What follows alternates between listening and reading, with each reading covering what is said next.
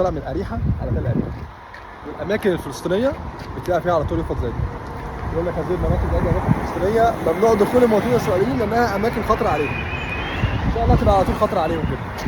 انا ازاي سافرت فلسطين وحصل معايا ايه في مطار تل ابيب، وليه ما دخلتش عن طريق الاردن، وخرجت ازاي من فلسطين وقت طوفان الاقصى، وليه صورت فيديو في تل ابيب، وهل اللي انا عملته ده يعتبر تطبيع ولا مش تطبيع؟ تعال احكي لكم القصه من اولها لاخرها.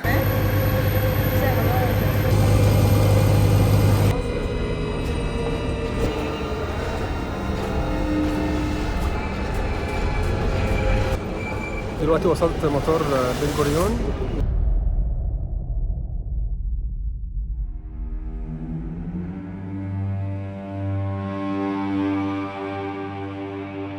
اول حاجه، اي حد متابعني من زمان فاكيد عارف ان حلمي من احلام حياتي ان انا كنت ازور فلسطين. مفيش فيديو اتكلمت فيه او حاجه عملتها عن فلسطين اللي قلت فيها ان انا حلمي ان انا ازور فلسطين، والحمد لله ربنا كرمني وحققت الحلم ده. انا كنت من فتره كبيره زي ما قلت انا كنت عايز اسافر، فطلعت في دماغي ان انا هسافر فلسطين. الكلام ده كان قبل طوفان الاقصى بكام يوم، طبعا انا كنتش اعرف حاجه عن طوفان الاقصى، فانا قعدت ابص على التذاكر، لقيت في تذاكر موجوده من فيينا لتل ابيب. طبعا قبل ما اروح انا كنت مهيئ نفس اللي هيحصل، يعني انا كنت عارف ان هيتحقق معايا، كنت عارف ان هم هيفتشوا في تليفوني، كنت عارف ان هم هيسالوني وهيحطوني في اوضه، والحاجات دي كلها كنت عارفها لان انا كنت سالت قبل ما اروح. مشكورا جدا صديقي ناجح اللي هو عايش في السويد، الراجل كان موجود هناك قبل كده مرتين، والراجل يعني ما اتاخرش، بعت لي كل التفاصيل بكل حاجه حصلت معاه، وكل الحاجات اللي ممكن تحصل وايه الحاجات اللي اخلي بالي منها عشان اقدر اخش من هناك. خليني اقول لكم برضو انا ليه، عشان السؤال ده جه كتير، انت ليه ما دخلتش عن طريق الاردن؟ خليني اقول لكم انك سواء دخلت عن طريق الاردن او سواء دخلت عن طريق تل ابيب المحتله او تل الربيع، فانت بتخش عن طريق المحتل. يعني انت من الاخر بتاخد اذن دخول من الدوله المحتله للاسف، ودي حاجه موجوده. طبعا انا ما سافرتش بجواز مصري، انا سافرت بجواز تشيكي، لان لو كان معايا الجواز المصري اعتقد ما كانش هيدخلوني بيه. فبعد ما كنت خدت كل المعلومات اللي موجوده، فحجزت تذاكر، طلعت من فيينا على تل ابيب. طبعا قبل ما اروح كنت مخبي كل الفيديوهات اللي ليها علاقه بفلسطين، كنت عاملها برايفت، كل الصور اللي ليها علاقه بفلسطين على انستجرام كنت عاملها، كنت شايلها او خافيها، كل حاجه ليها علاقه بفلسطين كنت مخبيها، لان انا عارف هم بالظبط هيعملوا معايا ايه. المهم انا حجزت تذاكر، طلعت على فيينا. اول ما بتخش فيينا بيبقى في مكان، سواء انت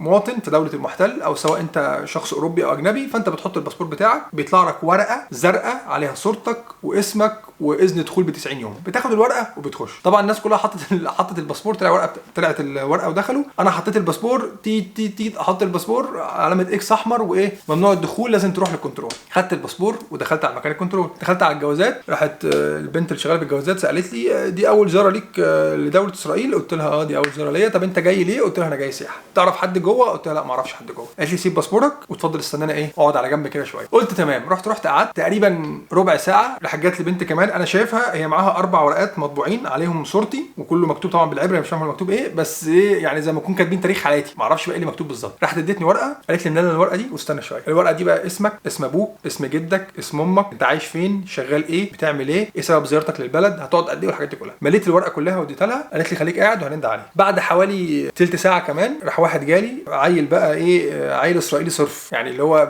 تحس ان هو شغال مع الموساد مثلا، ابيض كده وبيتكلم انجليزي بلكنه عبريه. قال لي محمد عقرب؟ قلت له اه. قال لي ايه، هندردش شويه، تعالى ايه عايزين نتكلم مع بعض شويه. فقلت له تمام. راح خدني كده في اوضه، يعني قد المكان اللي قاعد فيه ده تقريبا، اوضه صغيره جدا، مكتب وفي صوره القدس على الشمال وصوره 2 كده ما لهمش لازمه على اليمين تبعهم، وبدا معايا كده، يعني هو بيكلمني طبعا انجليزي، بدا معايا كده، هتبقى صريح معايا، هتاخد اذن الدخول وهدخلك البلد، هتكذب هتفضل قاعد معانا مش هتروح. يعني هو قال لي حتى ايه مش هنرجعك، قال انت هتفضل قاعد معانا هنا شويه حلوين. فانا طبعا زي ما قلت انا كنت مهيئ نفسي لكل ده، انا كنت رايح وعارف ايه اللي هيحصل معايا. فقلت له تمام انا ما عنديش حاجه اخبيها يعني. قلت له ممكن نبتدي. المهم فضل بقى يبتدي من الاول خالص، طبعا كل ده بيسجله على الكمبيوتر، اسمك، اسم ابوك، اسم امك، انت مولود فين، مش عارف ايه، انت اصلك ايه. قلت له انا اصلي مصري. طب انت خدمت في الجيش المصري؟ قلت له ما خدمتش في الجيش المصري. طب انت خدمت في الجيش التشيكي؟ قلت له برضه ما خدمتش في الجيش التشيكي. طب انت شغال ايه، ايه سبب زيارتك للبلد؟ قلت له والله انا من زمان عايز ازور البلد، وبعدين انا شخص مسلم، فمن حلم من احلام حياتي ان انا ازور القدس واصلي في المسجد الاقصى. طبعا قلت له وش ان هو شايف اسمي محمد، فاكيد يعني عارف ان انا مسلم يعني. وهو طبعا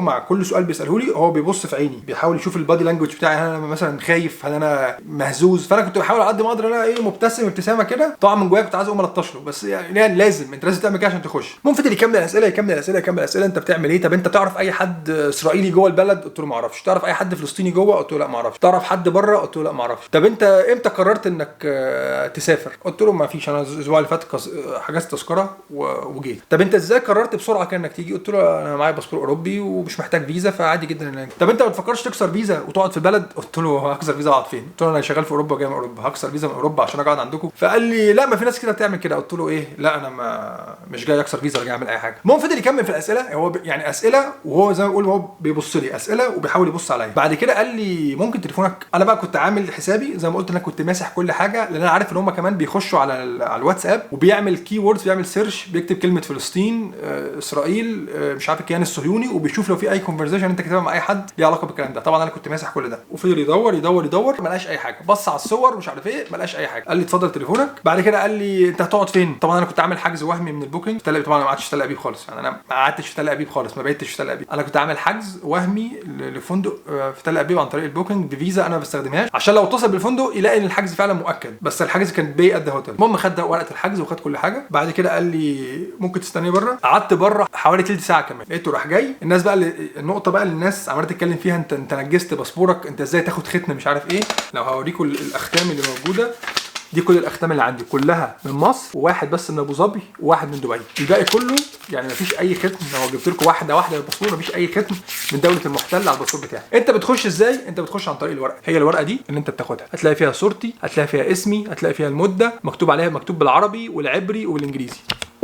والورقه دي هي اللي انت تمشي بيها جوه البلد، ولو اي حد وقفك جوه البلد مش معاك الورقه دي يبقى مشكله كبيره. المهم خدت الباسبور وخدت الورقه وطلعت على اريحه اللي انا كنت قاعد فيها المده كلها اللي كنت موجود فيها هنا. زي ما انتم شفتوا الفيديوهات اللي انا دخلت يوم صورت في القدس، ويوم رحت نابلس او نابلس، انا قعدت انطق اسمها غلط الناس كانت بتتريق عليا، واخر يوم خالص وانا ماشي رحت اصور فيديو في تل ابيب. انا ليه بقى صورت فيديو في تل ابيب؟ انا ما كنتش شفت تل ابيب قبل كده ولا اي حد من الناس شافها قبل كده، فانا كنت عايز اعمل حاجه جديده، اللي انا اعمل فيديو جوه تل ابيب المحتله او تل الربيع يوم 6 اكتوبر، نشوف البلد يوم 6 اكتوبر اللي احنا علمنا فيهم عليه عامله ازاي. ولا انا كنت رايح اصاحبهم، ولا انا كنت رايح اضحك في وشهم، ولا انا كنت رايح اصور فيديو معين يوم 6 اكتوبر في تل ابيب. رحت تل ابيب زي ما انتم شفتوا الفيديو، لو الناس اتفرجت على الفيديو، اللي انا لقيت ناس بتحتفل، دخلت عليهم انتوا بتحتفلوا بايه وبتعملوا ايه، ودخلت اتناقشت معاهم ان انت بتحتفل بايه، ده احنا الكسبانين، وكان في مناقشه وبتاع بيننا وبينهم. وانا خارج لقيت ناس تانية واقفه بالاعلام. دي بقى اللغط كله، والناس كلها يعني الفيديو عليه تقريبا حوالي 1500 كومنت، في 1300 كومنت بيشتموا فيا، وانا الحمد لله لما حد بيشتم فيا انا ما بردش عليه، يعني انا بسيب كومنتات ولا بمسح حاجه ولا برد على حد، بسيب الكومنتات زي ما هي. الناس كلها بتتهمني ان انا بالتطبيع، وان انا ازاي اقعد عندهم وازاي اسلم عليهم وازاي اضحك في وشهم وازاي اكل من عندهم. فخليني اقول لكم نقطه. زي ما قلت انا كنت رايح اصور جزء محدش صوره، محدش شافه، انا ما شفتش قبل كده فيديوهات عن حد مصري بيصور في تل ابيب في الوقت ده الصبح وماشي في الشارع وبيصور الحاجات دي كلها. فانا كنت حابب اعمل حاجه مختلفه، فرحت صورت الفيديو وانا ماشي لقيت شباب ماسكين الاعلام بتاعتهم وعاملين بيحتفلوا مش عارف، وانا كنت ماشي وبصور. انا عايز اقول انا ممكن يعني غلطت في النقطه دي، اللي انا يعني عملت كده ايدي في ايده، بس ده ما كانش الغرض خالص. انا ما كانش الغرض خالص ان اروح اسلم عليه. انا الغرض اللي انا اقول له مش عارف ايه، اقول له انا من مصر، احنا اديناكم، احنا علمنا عليكم في 73. ده كان الغرض كله، اللي انت رايح لواحد اللي هو ايه مش عارف ايه، احنا اديناكم في 73. هم حاطين اعلام في كل حته عشان هو بيحتفلوا. اهلا وسهلا ايجيبت 2-0 قطعناكم 73. غلطتي اللي انا لمست ايدي في ايده، بس ده مش معناه ان انا في سلام بيني وبينه، ولا انا عايز اسلم عليهم، ولا انا فرحان ان انا موجود. الكومنتات كانت مكتوبه ولا اي حاجه من الحاجات دي كلها. انا كنت رايح اقول لهم انا موجود عندكم يوم 6 اكتوبر، وبقول لكم احنا علمنا عليكم. النقطه الثانيه، الناس بتقول لك انت ازاي تاكل من عندهم، انت ازاي مش عارف ايه. طيب انا كنت قاعد في تل ابيب يوم 6 اكتوبر من الصبح لبالليل، ما بقيتش عندهم، ما دخلتش اي بيت في تل ابيب المحتله ولا عملت اي حاجه، انا قاعد. فهل المنطقي اللي انا اقعد من الصبح لحد بالليل من غير ما اكل خالص؟ اكيد لازم اكل. وعلى فكره انا شفت فلسطينيين وشفت بنات محجبه في تل ابيب الصبح قاعدين في مطاعم بياكلوا، يعني انا شفتهم بعيني، بنات فلسطينيه محجبات قاعدين في تل ابيب بياكلوا، لان في ناس اكيد عايشين هناك. كنت انا ممكن ما اصورش الجزء ده، يعني انا كنت ممكن ما اصورش الجزء اللي انا اكلت في تل ابيب، بس انا كنت حابب انقل التجربه كامله، يعني انا كنت حابب انقل التجربه كامله هناك. زي ما قلت مش منطقي ان انا هقعد هناك من الصبح لبالليل مش هاكل. تاني حاجه، البلد دي بلدنا، يعني البلد دي انت ازاي تاكل عندهم، ازاي تروح عندهم؟ مفيش حاجه اسمها عندهم، هي البلد دي محتله، البلد دي محتله. انت شايف ان انا كده مطبع ان انا عشان دخلت عن طريق المطار بتاعهم؟ لا، ما هو انا ما قداميش طريق تاني ادخل منه. حتى زي ما قلت، حتى لو دخلت عن طريق مطار الاردن هيقعدوني 6 7 8 ساعات، هيتحقق معايا وانا خارج من مطار الاردن، وهيتحقق معايا نفس التحقيق اللي حصل معايا في مطار بن جريون هيحصل عندهم على الحدود، لان اللي ماسك الحدود برده صهاينه، اللي ماسك الحدود برده المحتل، هيحققوا معايا وهيدوني نفس الورقه، يعني نفس الفكره. فحته ان انت شايفني ان انا مطبع ان انا دخلت عن طريق، انا مش معترف بيه. شغل اي فيديو من فيديوهاتي اللي انا كنت قابل فيها صهاينه في براغ وكنت بصور معاهم، وكان يقول لي انا مش عارف ايه، اقول له انا ما اعرفكش ولا معترف بدولتك، ممكن تخش تتفرج عليها. لو انت شايف ان انا مطبع عشان دخلت، فدي ده فكرك انت، انا مش هقدر اغلق فكرك، بس انا شايف كان وجهه نظر انا اي حد معاه، اي حد عربي، اي حد مصري معاه جواز اوروبي يقدر يخش، ليه ما يخش؟ دي بلدنا المحتله، يعني المفروض احنا نخش. انا مش عايز اقول لكم قد ايه كنت كل ما اقابل حد فلسطيني كان بيبقى فرحان وسعيد ان انا مصري. يعني والله العظيم كنت بس اتكلم من غير ما اقول اي حاجه، ايه ده انت مصري؟ طب تعالى كل، تعالى اشرب، تعالى اوصلك، تعالى مش عارف ايه. الناس يعني كانوا بيحبوا المصريين بطريقه غير طبيعيه. طبعا احنا كمصريين بنحب الفلسطينيين بطريقه غير طبيعيه، وعايز اقول ان كل الشعب المصري يتمنى انه يروح يزور فلسطين ويروح القدس ويصلي في المسجد الاقصى، ولو قدامه فرصه يروح. حته بقى انت دخلت عن طريق مش عارف ايه، للاسف هو ده اللي موجود. بس زي ما قلت دي بلدنا. في حته اللي انت شايفني مطبع مش مطبع، انا من وجهه نظري زي ما قلت، انت قدامك فرصه روح. دي بلدنا المحتله. انا ما خدتش ختم على الباسبور، انا كل اللي عملته خدت ورقه دخلت. اخر حاجه ايه اللي بيحصل معاك بقى وانت خارج من المطار؟ يعني انت بتحقق معاك وانت داخل المطار، وانت خارج من المطار بيحصل ايه؟ اول حاجه الناس عشان الناس كده بعتت لي انت خرجت ولا ما خرجتش. انا خرجت من مطار تل ابيب يوم 7 اكتوبر. يعني انا خرجت، كانت طياره كانت يوم 6 اللي يعتبر فجر 7، وبعد ما انا طرت الضرب ابتدى. يعني انا خارج على اخر لحظه. بيحصل ايه معاك بقى وانت خارج؟ تروح المطار قبليها بكام ساعه. طبعا رايح عادي جدا ماشي، كان معايا شنطه ظهر وشنطه ايد، نفس الكلام. انت بتفتح الباسبور، بتعمل اونلاين، بتعمل اللي هو التشيك ان الاونلاين او اللي هو السيلف تشيك ان، وبتعدي.